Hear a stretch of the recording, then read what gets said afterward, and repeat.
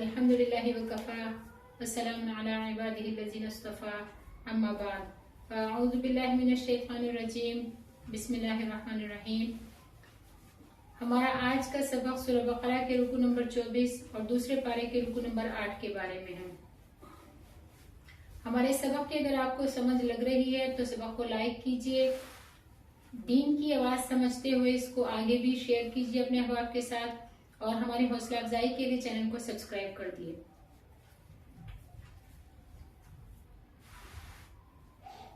یہاں پر ان آیات میں چاند کے بارے میں بات ہو رہی ہے۔ حضرت معاذ بن جبل اور حضرت ثعلبہ بن عنمہ نے عرض کیا، یا رسول اللہ صلی اللہ علیہ وسلم، یہ چاند چھوٹا بڑا کیسے ہو جاتا ہے؟ اول باریک دھاگا کی طرح ظاہر ہوتا ہے، پھر بڑھتے بڑھتے بڑا ہو جاتا ہے اور گول ہو جاتا ہے، پھر گھٹتے گھٹتے باریک ہو جاتا ہے اور شروع میں جیسا تھا ویسا ہی آخر میں ہو جاتا ہے۔ ان کے سوال پر یہ آیت نازل ہوئی اور ان کو جواب دیا گیا کہ چاند لوگوں کے لیے اوقات مقررہ بتانے والے ہیں، اور حج کا وقت بھی ان کے ذریعے معلوم ہوتا ہے کہ کب روزے رکھنے ہیں، کب عورتوں کی عدت ختم ہونی ہے، یہ عدت شروع ہونی ہے۔ تو اس لیے جو ہے یہ چاند کو اللہ رب العزت نے ان کا ذریعہ بنایا ہے۔ یہاں پر اللہ رب العزت ارشاد فرماتے ہیں، یسألونک، اے نبی علیہ الصلوۃ والسلام آپ سے سوال کرتے ہیں یہ لوگ، عن الاہلہ، چاند کے بارے میں۔ قل کہہ دیجئے، ہیا، یہ چاند جو ہے، مواقیت للناس، یہ اوقات مقررہ ہیں لوگوں کے لیے، والحج، اور حج کے لیے۔ شریعت اسلامیہ میں چاند کے مہینوں کا اعتبار کیا گیا ہے۔ صاحب نصاب پر چاند کے اعتبار سے 12 مہینے گزر جانے پر زکوٰۃ کی ادائیگی فرض ہوتی ہے۔ اسی طرح جس عورت کا شوہر وفات پا جائے، اس کی عدت 4 ماہ 10 دن ہے، اور جس عورت کو اب تک حیض نہیں آیا، اس کو طلاق ہو جائے تو اس کی عدت 3 مہینہ ہے۔ یہ مہینے قمری مہینوں کے اعتبار سے معتبر ہوں گے، شمسی حساب سے نہیں۔ اور رمضان کے روزے بھی چاند ہی کے حساب سے رکھے جاتے ہیں، کیونکہ رمضان چاند کے 12 مہینوں میں سے ایک مہینہ ہے۔ پھر عید بھی چاند دیکھ کر کی جاتی ہے۔ حضرت ابن عمر رضی اللہ تعالیٰ عنہ سے روایت ہے کہ نبی کریم صلی اللہ علیہ وسلم نے ارشاد فرمایا کہ چاند دیکھ کر رمضان کے روزے رکھنا شروع کرو، اور چاند دیکھ کر رمضان کے روزے رکھنا ختم کر دو۔ اگر چاند نظر نہ آئے تو 30 روزوں کی گنتی پوری کر لو۔ اسی طرح حج بھی ذوالحجہ کی 9 تاریخ کو ہوتا ہے، اور قربانیاں ذوالحجہ کی 10، 11، 12 کی تاریخوں میں ہوتی ہے۔ ان سب احکام میں چونکہ چاند ہی کا مہینہ معتبر ہے اور چاند ہی کے حساب سے مہینوں کی ابتدا اور انتہا ہوتی ہے، اس لیے چاند کے مہینوں کا محفوظ رکھنا اور ان کی ابتدا اور انتہا کا جاننا یہ فرض کفایہ ہے۔ پھر اس طرح ہوتا تھا کہ صحیح بخاری میں ہے، حضرت برا بن عازب رضی اللہ تعالیٰ عنہ سے مروی ہے کہ جاہلیت میں عرب کے لوگ جب احرام باندھ لیتے تھے تو احرام کے زمانہ میں گھر کی پشت سے داخل ہوتے تھے، دروازے سے گھر میں داخل نہیں ہوتے تھے۔ اس پر اللہ تعالیٰ نے یہ آیت نازل فرمائی، اور اللہ رب العزت نے ارشاد فرمایا، وَلَيْسَ الْبِرُّ، نیکی یہ نہیں ہے، بِأَن تَأْتُوا الْبُيُوتَ، کہ تم آؤ گھروں میں، مِن ظُهُورِهَا، اس کی پشت سے، وَلَكِنَّ الْبِرَّ، لیکن یہ نیکی یہ ہے، مَنِ اتَّقَى، جو کوئی تقوی اختیار کرے، وَأْتُوا الْبُيُوتَ، اور آؤ گھروں میں، مِن أَبْوَابِهَا، اس کے دروازوں سے، وَاتَّقُوا اللَّهَ، اور ڈرو اللہ تعالیٰ سے، لَعَلَّكُمْ تُفْلِحُونَ، شاید کہ تم کامیاب ہو جاؤ۔ اور صحیح بخاری میں یوں نقل کیا ہے کہ انصار، اوس اور خزرج کے قبیلے جب حج کر کے واپس ہوتے تھے تو اپنے گھروں میں دروازوں سے نہیں بلکہ پچھواڑوں کی طرف سے داخل ہوتے تھے۔ ایک انصاری جو حج کر کے آئے تو وہ گھر کے دروازے سے داخل ہوئے، ان کو آڑ دلائی گئی، گویا کہ انہوں نے کوئی برا کام کیا ہے، اس پر یہ آیت نازل ہوئی۔ تو یہاں پر اللہ رب العزت نے جواب دے دیا کہ گھروں کے پچھواڑوں سے داخل ہونے کو وہ لوگ ثواب سمجھتے تھے اور اس کو نیک کام جانتے تھے۔ اللہ تعالیٰ شانہ نے اس کی تردید فرمائی اور ارشاد فرمایا کہ یہ نیکی نہیں ہے کہ اپنے گھروں میں ان کی پشتوں کی طرف سے آؤ۔ نیکی اس میں ہے کہ اللہ تعالیٰ نے جن چیزوں سے منع فرمایا ان سے پرہیز کیا جائے، اللہ کے احکام کی خلاف ورزی ہوتی رہے اور اپنی طرف سے تراشتے ہوئے احکام اور اعمال کی پابندی کی جائے، اس میں ثواب سمجھا جائے، یہ گمراہی کی بات ہے۔ جس چیز کو شریعت نے ضروری قرار نہیں دیا یا ثواب کا کام نہیں بتایا، اس کو اپنی طرف سے ضروری قرار دے دینا یا ثواب کا کام سمجھ لینا بدعت ہے اور گناہ ہے۔ جیسے کہ جو چیز شرعاً جائز ہو اسے گناہ سمجھنا گناہ ہے، اسی طرح گھروں کے دروازوں سے داخل ہونا شرعاً جائز تھا، اس کو گناہ قرار دیا اور مکان کی پشتوں کو توڑ کر داخل ہونے کو ضروری سمجھا اور ثواب کا کام جانا، اس لیے ان کے عقیدہ اور عمل کی تردید فرمائی اور آخر میں فرمایا واتقوا اللہ، کہ اللہ تعالیٰ سے ڈرتے رہو، لعلکم تفلحون، تاکہ تم کامیاب ہو جاؤ، اس کے احکام پر عمل پیرا رہو اور اس کے احکام میں تغیر و تبدل نہ کرو۔ پھر آگے اللہ رب العزت ارشاد فرماتے ہیں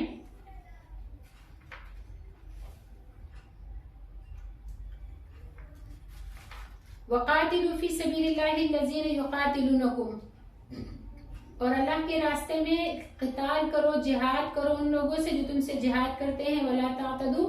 اور زیادتی نہ کرو، إِنَّ اللَّهَ، بے شک اللہ تعالیٰ لا يُحِبُّ الْمُعْتَدِينَ، پسند نہیں کرتا زیادتی کرنے والوں کو۔ لباب النقول میں حضرت عبداللہ بن عباس رضی اللہ تعالیٰ عنہ سے منقول ہے کہ مذکورہ بالا آیت اس موقع پر نازل ہوئی جبکہ نبی کریم صلی اللہ علیہ وسلم عمرۃ القضاء کے لیے اپنے صحابہ کے ساتھ 7 ہجری میں تشریف لے گئے تھے۔ حضرات صحابہ کو یہ اندیشہ ہوا کہ ممکن ہے کہ قریش مکہ صلح کی شرطوں کی خلاف ورزی کر بیٹھے اور خلاف ورزی کر بیٹھے اور اس مرتبہ بھی مسجد حرام تک نہ پہنچنے دے، یعنی خلاف ورزی کے ساتھ ساتھ اس مرتبہ پھر مسجد حرام تک نہ پہنچنے دے اور جنگ پر آمادہ ہو جائے۔ اگر ایسا ہوا تو ہمیں بھی جنگ کا اقدام کرنا پڑے گا اور یہ اس مہینے میں ہوگا جس میں جنگ کرنا حرام ہے،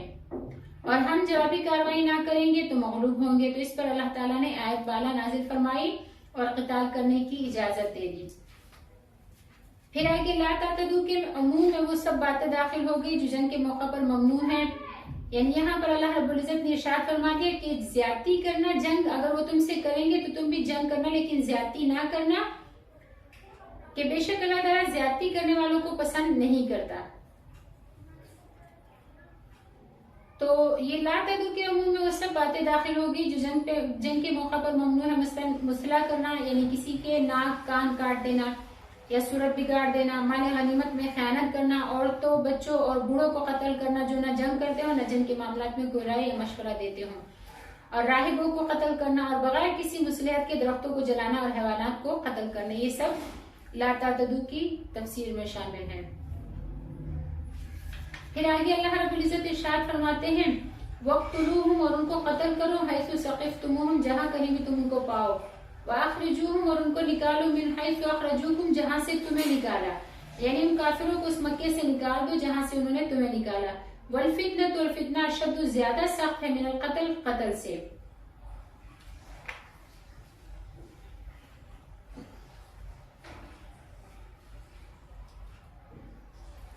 یہاں پر اللہ رب العزت ارشاد فرماتے ہیں وَاقْتُلُوهُمْ حَيْثُ ثَقِفْتُمُوهُمْ، کہ تم ان کو قتل کرو جہاں کہیں بھی ان کو پاؤ، اور وَأَخْرِجُوهُمْ مِنْ حَيْثُ أَخْرَجُوكُمْ، ان کو نکال دو وہاں سے جہاں سے تم کو نکالا، یعنی تمہیں مکہ معظمہ چھوڑ کر ہجرت پر مجبور کیا تو تم بھی ان کو مکہ سے نکال دو، اور فتح مکہ کے موقع پر ایسا ہی ہوا۔ اور فرمایا وَالْفِتْنَةُ أَشَدُّ مِنَ الْقَتْلِ، اور فتنہ جو ہے یہ قتل سے زیادہ سخت ہے۔ فتنہ سے مراد شرک ہے۔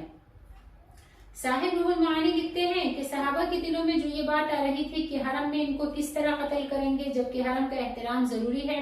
ان کے اس وسوسے کا جواب دیا گیا کہ جس کام میں یہ لوگ خود لگے ہوئے ہیں، یعنی شرک باللہ، اور وہ بھی حرم میں، وہ قتل کرنے سے بہت زیادہ سخت ہے، لہٰذا تم اس کی پرواہ نہ کرو کہ حرم میں قتل و قتال واقع ہو جائے گا۔ پھر آگے اللہ رب العزت ارشاد فرماتے ہیں وَلَا تُقَاتِلُوهُمْ، اور تم ان سے قتال نہ کرو، عند المسجد الحرام، مسجد حرام کے پاس،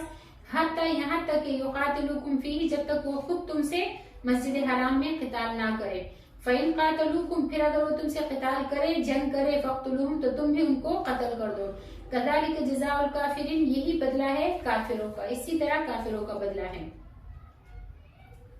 اس میں مسلمانوں کو ابتداءً قتال کی ممانعت فرمائی کہ مسجد حرام کے قریب خود سے قتل و قتال کی ابتدا نہ کرنا جب تک کہ وہی تم سے، کافر جب تک تم سے قتال شروع نہ کر دے تم قتال کی، جنگ کی ابتدا نہ کرنا، اگر وہ حرم کی حرمت کی پاسداری ترک کر دے تو تم بھی ان کو قتل کر دینا۔ پھر آگے اللہ رب العزت ارشاد فرماتے ہیں فَإِنِ انْتَهَوْا، پھر اگر وہ باز آ جائے، فَإِنَّ اللَّهَ غَفُورٌ رَحِيمٌ، تو بے شک اللہ تعالیٰ بخشنے والا، رحم کرنے والا ہے۔ یعنی اگر مشرکین کفر اور شرک سے باز آ جائے اور اسلام قبول کر لیں گے تو اہل اسلام بھی اس سے، اور اہل اسلام سے قتال نہیں کریں گے تو اہل اسلام بھی اس سے قتال نہ کرے اور ان کو چھوڑ دے، کیونکہ بے شک اللہ تعالیٰ بخشنے والا، مہربان ہے۔ پھر آگے اللہ رب العزت ارشاد فرماتے ہیں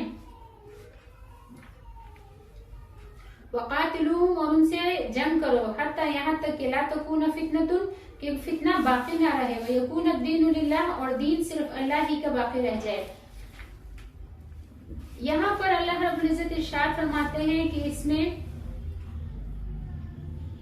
इस आयत में अल्लाह रब्बुल इज्जत ने कताल की जरूरत और गर्ज़ व आयत बयान फरमाई है। शिर्क और कुफर बदतरीन गुनाह है, खालिक और मालिक की बगावत है। दुनिया में इसको मिटाने के लिए काफिरों और मुश्रिकों से जंग करते रहे और यहाँ तक जंग करें कि सारा दिन अल्लाह ही के लिए हो जाए। सही बुखारी में है कि नबी करीम सल्लल्लाहु अलैहि वसल्लम ने इरशाद फरमाया कि मुझे ये हुक्म हुआ है कि लोगों से इस वक्त तक क़िताल करता रहूं जब तक कि वो ला इलाहा इल्लल्लाह को ना माने। जब उन्होंने इसको कह लिया तो वो मुझसे अपने खूनों और मालों को बचा लेंगे। हाँ, अगर इस्लाम का कानून इनके खूनों और मालों के बारे में जारी करना जरूरी हुआ तो वो और बात है, और इनका हिसाब अल्लाह पर है। फिर आगे अल्लाह रब्बुल इज्जत इरशाद फरमाते हैं, फ़इन इंतहू, पस अगर वो बाज आ जाए, फला उद्वाना इल्ला अला ज़ालिमीन, तो नहीं है ज्यादती मगर उन लोगों पर जो जालिम हैं। इसमें बताया कि काफिर और मुश्रिक अगर इस्लाम कबूल कर लें तो फिर इनका कत्ल करना जायज नहीं। अगर इस्लाम कबूल करने के बाद तुमने इनको कत्ल किया तो तुम जालिम हो जाओगे और फिर तुम गिरफ्त और सजा के मुस्तहिक होगे, क्योंकि जालिम ही गिरफ्त के मुस्तहिक होते हैं। और ये माना भी हो सकते हैं कि जब उन्होंने इस्लाम कबूल कर लिया तो इन पर सख्ती करने का मौका ना रहा। सख्ती तो जालिमों पर होती है, जो लोग कुफ्र और शिर्क पर मुसिर हैं, इन पर सख्ती करना दुरुस्त है। आगे अल्लाह रब्बुल इज्जत इरशाद फरमाते हैं, अश्शहरुल हराम बिश्शहरिल हरामी, हुर्मत वाला महीना हुर्मत वाले महीने के बदले में है। वल हुर्मातु क़िसास, और हुर्मत जो है ये बराबरी में है। फमन यअतदा, पस जो कोई ज्यादती करे, अलैकुम तुम पर, फातदू तो तुम भी ज्यादती करो, अलैहि उस पर, बिमिसली इसी तरह, मा तदा अलैकुम जिस तरह तुम पर ज्यादती की। वत्तकुल्लाह, और डरो अल्लाह ताला से, वालमू और जान जाओ, अन्नल्लाह बेशक अल्लाह ताला मअल मुत्तक़ीन परहेज़गारों के साथ है। यहाँ पर अल्लाह रब्बुल इज्जत इरशाद फरमाते हैं कि जो शख्स तुम पर ज्यादती करे तो इस पर इतनी ही ज्यादती करो जितनी ज्यादती इसने तुम पर की है। जिस मौका पर ये आयत नाजिल हुई, यानी उम्रतुल क़ज़ा के मौके पर, जिसमें दुश्मनों के हमले का खतरा था, इसके बारे में बता दिया कि ज्यादती करने वाले पर इतनी ही ज्यादती कर सकते हो जितनी वो ज्यादती करे। आयत का नुज़ूल अगरचे खास मौके पर था, लेकिन अल्फाज के अमूम ने मुस्तकिल कानून बता दिया कि ज्यादती का जवाब बकदर ज्यादती ही दे सकते हो, और जितनी ज्यादती किसी ने की हो इससे इसी कदर बदला ले सकते हो। अगर इससे ज्यादा कुछ किया तो फिर तुम ज्यादती करने वाले हो जाओगे। फिर आगे अल्लाह रब्बुल इज्जत इरशाद फरमाते हैं, वत्तकुल्लाह वअलमू अन्नल्लाह मअल मुत्तक़ीन, यानी बदला लेने में और हर मौका पर गुनाह से बचो और अल्लाह से डरो, जिस चीज की इजाजत नहीं से ना करो। और ये भी याद रखो कि तक़वा इख्तियार करने वालों का बहुत बड़ा मकाम है, और ये कि अल्लाह ताला उनके साथ है। फिर आगे अल्लाह रब्बुल इज्जत इरशाद फरमाते हैं, वअन्फ़िक़ू, और खर्च करो, फी सबीलिल्लाह, अल्लाह के रास्ते में, वला तुल्क़ू बिअयदीकुम इला तहलुका, और अपने हाथों को हलाकत में ना डालो, वअहसिनू, और नेकी करो, इन्नल्लाह बेशक अल्लाह ताला युहिब्बुल मुहसिनीन, नेकी करने वालों को पसंद फरमाता है। मुस्तदरक के हाकिम में अबू इमरान से रिवायत नकल की है, उन्होंने बयान किया कि हम कुस्तुनतुनिया में थे और अमीरुल मोमिनीन की तरफ से मिस्र पर उक़बा बिन आमिर जुहनी और शाम पर फुजाला आमिल थे। रूमियों की एक बहुत बड़ी सफ जंग करने के लिए सामने आई। मुसलमानों ने भी इनके सामने बहुत बड़ी सफ बना ली। एक मुसलमान ने रूमियों की सफ पर हमला कर दिया,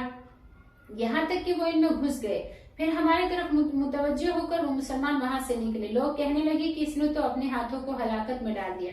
इस पर हजरत अबू अय्यूब अंसारी रज़ियल्लाहु ताला अन्हु ने फरमाया कि ए लोगों, तुम इस आयत का मतलब गलत लेते हो।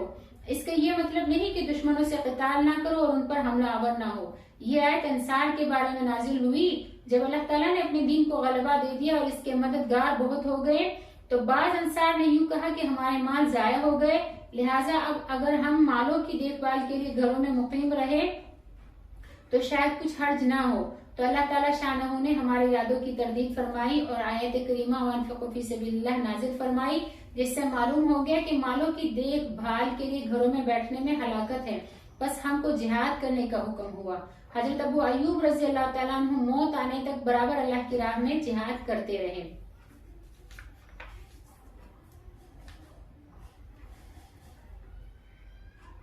ये जो फरमाया वला तुल्क़ू बिअयदीकुम इला तहलुका, इसकी एक तफसीर तो वही है जो शान नुज़ूल से मालूम है,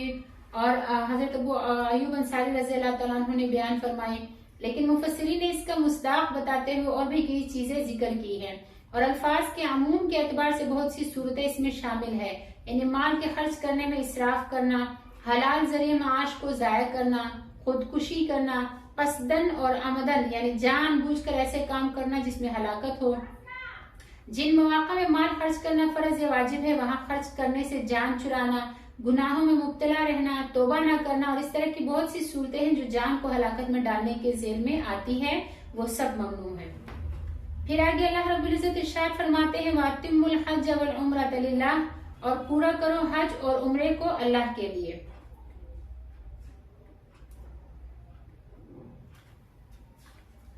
فَإِنْ أُحْصِرْتُمْ، بس اگر تم گھیر لیے جاؤ، روک لیے جاؤ، فَمَا اسْتَيْسَرَ، تو جو میسر ہو، مِنَ الْهَدْيِ، قربانی کا جانور، وَلَا تَحْلِقُوا، اور تم حلق نہ کراؤ، رؤوسکم، اپنے سروں کا، حتیٰ یہاں تک کہ یبلغ الْهَدْيُ، پہنچ جائے قربانی کا جانور، محلہ، اپنے ٹھکانے پر۔ فَمَنْ كَانَ مِنْكُمْ مَرِيضًا، پس جو کوئی تم میں سے بیمار ہو، اور بِهِ أَذًى مِنْ رَأْسِهِ، یا اس کے سر میں کوئی تکلیف ہو، فَفِدْيَةٌ مِنْ صِيَامٍ، پس وہ فدیہ دے روزوں میں سے، اور صدقۃ، یا صدقے سے، اور نسک، یا قربانی کے جانور سے۔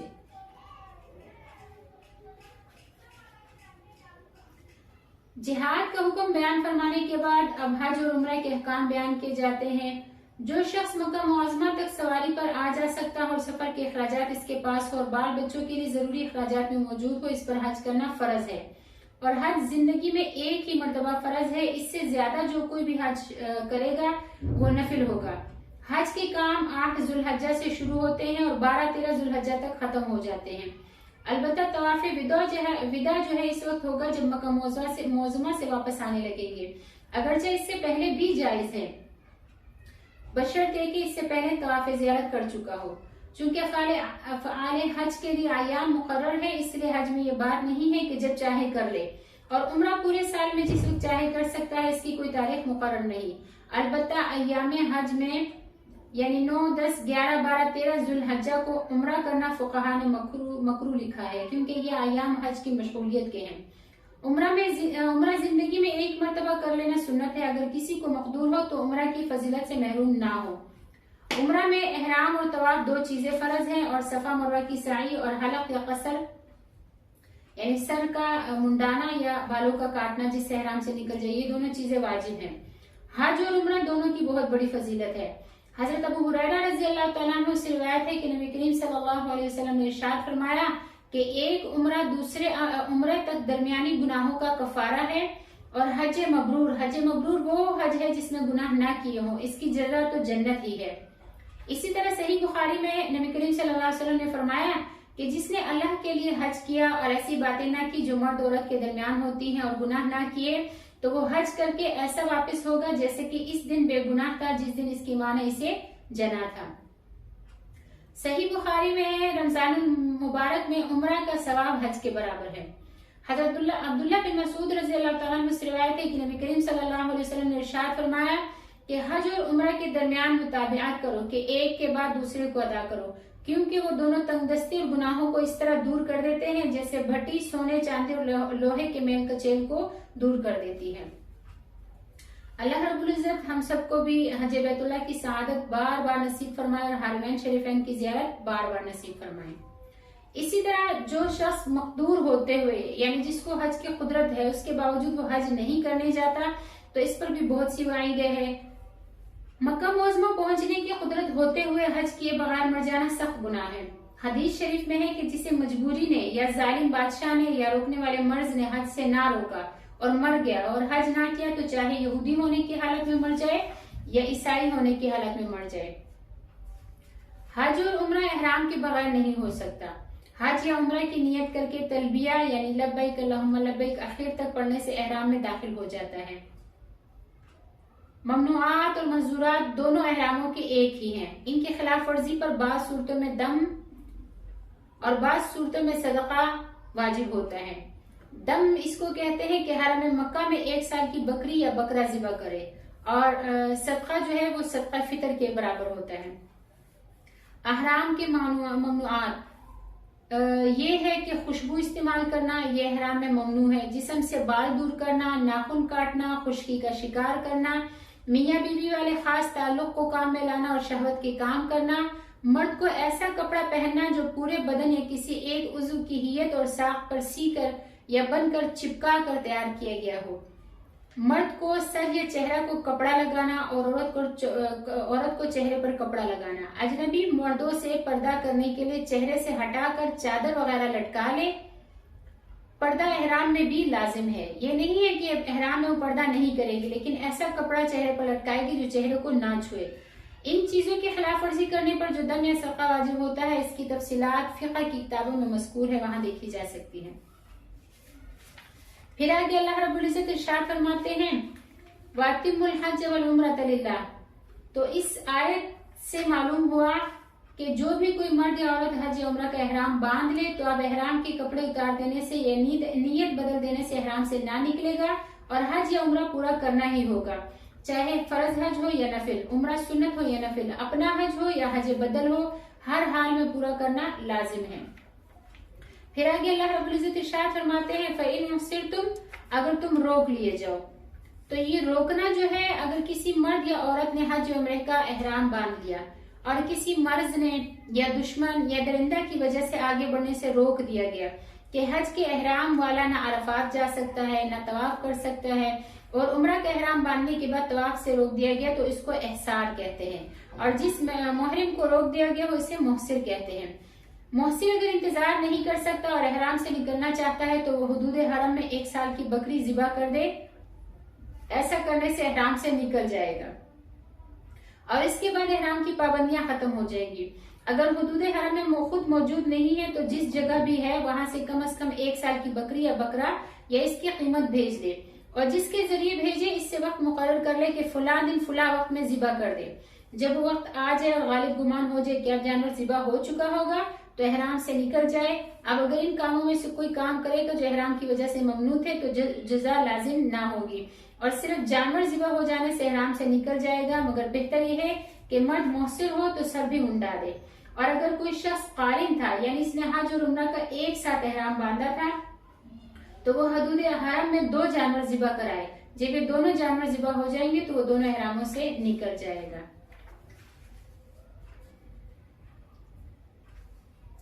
پھر اگر احصار اس کا زائل ہو گیا، اگر کسی شخص نے حج کا احرام باندھا تھا اور احصار ہو جانے کی وجہ سے حرم میں جانور ذبح کرا کے حلال ہو گیا، پھر احصار زائل ہو گیا اور ابھی یعنی احصار ختم ہو گیا، جس وجہ سے جس بیماری یا مرض یا دشمن یا درندہ جس چیز کی وجہ سے اس کو روکا گیا تھا وہ وجہ اس کی ختم ہو گئی، تو اب اسی سال حج کا وقت اگر باقی ہے یعنی ابھی اسی سال حج کا وقت باقی ہے، لہٰذا اس نے دوبارہ احرام باندھ کر اسی سال حج کر لیا تو حج ادا ہو گیا، اور اگر اب اس کی قضا یعنی جو حج ادا ہو گیا اس کی قضا واجب نہیں، اور اگر اسی سال حج نہ کر سکا تو حج کی قضا واجب ہے، آئندہ سال یا جب بھی موقع ہو قضا کی نیت سے حج کرے اور اس کے ساتھ ایک عمرہ کرنا بھی واجب ہوگا۔ اور اگر قارن تھا اور اسی سال احرام کے مطابق حج و عمرہ نہ کر سکا تو اس پر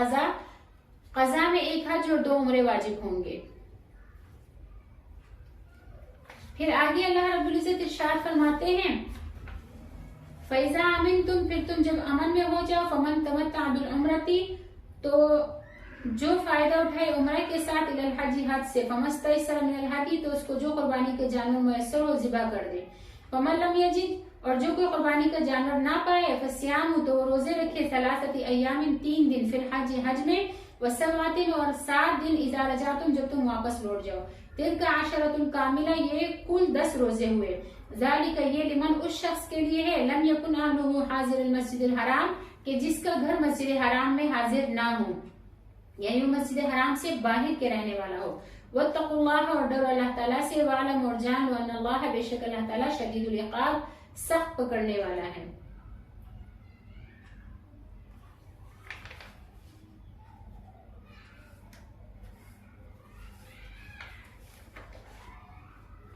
صدق اللہ العظیم، صدق رسولہ النبی الکریم، وآخر دعوانا ان الحمد للہ رب العالمین۔ السلام علیکم ورحمۃ اللہ وبرکاتہ۔